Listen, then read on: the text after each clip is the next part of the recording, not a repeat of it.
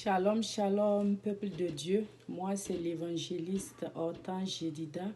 Alors, je viens ce soir pour vous parler d'un thème qui me tient à cœur.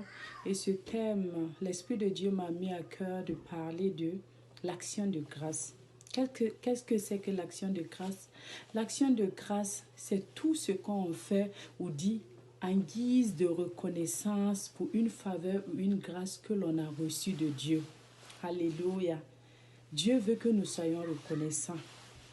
Nous devons être reconnaissants, pas parce que tu es malade, pas parce que tu traverses des moments difficiles, pas parce que vraiment tu es à la recherche de quelque chose, pas parce que vraiment tu passes par des périodes vraiment difficiles que tu ne peux pas dire à quelqu'un.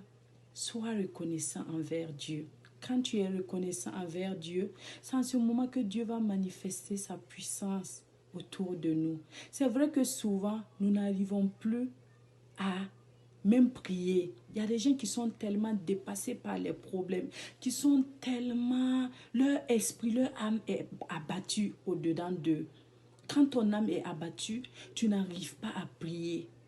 Quand ton esprit même n'est pas libre, tu n'arrives pas à prier. Et qu'est-ce que tu dois faire en ce moment? J'ai fait l'action de grâce en plusieurs points, en 5 points. Mais ce soir, je vais vous parler de 2 points. Et prochainement, par la grâce de Dieu, je vais vous donner les 3 autres points. Le premier point, c'est quoi? C'est la louange. La louange parce que Dieu veut... Et au moment où tu vois que tu n'arrives plus à prier, loue le Seigneur. Quand tu es fatigué, loue l'Éternel. Même si tu ne peux pas ouvrir ta bouche pour louer Dieu, loue-le dans ton cœur. Que ton cœur soit toujours dans l'atmosphère de louange. Parce que la parole de Dieu déclare quoi? Que les vrais adorateurs adoreront Dieu, adorent Dieu en esprit et en vérité. Alléluia, parce que Dieu est amour. Il est amour. Le passage de Jean 3,16 dit que Dieu a tellement tant aimé le monde qu'il a envoyé son Fils unique, afin que qui croit en lui ne périsse point. Alléluia. Vous voyez comment Dieu est merveilleux. Il a envoyé celui-là même, son Fils unique, afin que qui croit en lui ne périsse point. Jésus-Christ de Nazareth. Tu crois que si tu es reconnaissant envers lui, il va te laisser tomber? Parce qu'il a dit qu'il n'a pas de projets de malheur pour toi, mais des projets de bonheur. Ce soir, j'aimerais que tu arrêtes toutes les pensées, car les pensées ne font que aggraver la situation. Tes pensées vont te donner d'autres maladies. Pense à ces enfants-là qui sont à la rue, les orphelins. Ils n'ont pas de père, ils n'ont pas de mère, ils n'ont personne. Ils sont à la rue quand ils sont malades. Ils n'ont personne pour parler avec pour dire qu'ils sont malades. Quand ils ont quelque chose à cœur, ils n'ont personne pour partager leur joie ni leur peine. Mais quand tu crois ces enfants souvent, tu vois la joie en vivre en eux. Ils disent que ton terra wende, nous croyons en Dieu. Nous déposons notre espoir sur Dieu. Parce que quoi? Le souffle de vie que tu as. Tu ne peux pas dire merci à Dieu pour ça. Aujourd'hui, si tu veux voir combien de personnes sont parties, mais toi et moi, on est toujours présents. Parce que Dieu nous aime.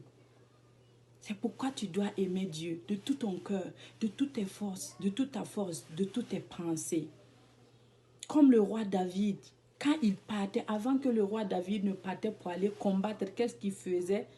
Éphésiens 5:20 dit quoi? Que rendez continuellement grâce à Dieu. On n'a pas dit une seule fois. Rendez continuellement grâce à Dieu.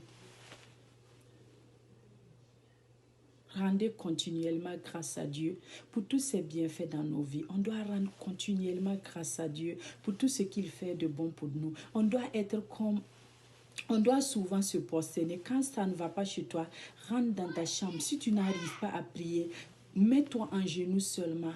Loue l'Éternel. Dis le Seigneur, j'ai confiance en toi. Tu as dit quoi? Ta parole déclare que quoi?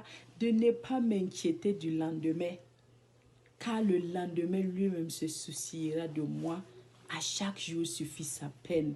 Pourquoi Au lieu de le dire merci pour aujourd'hui, tu veux prendre la peine de demain pour ajouter sur toi.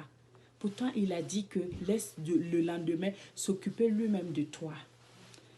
Vous savez, bien-aimé en Christ, le souffle de vie, c'est une action de grâce.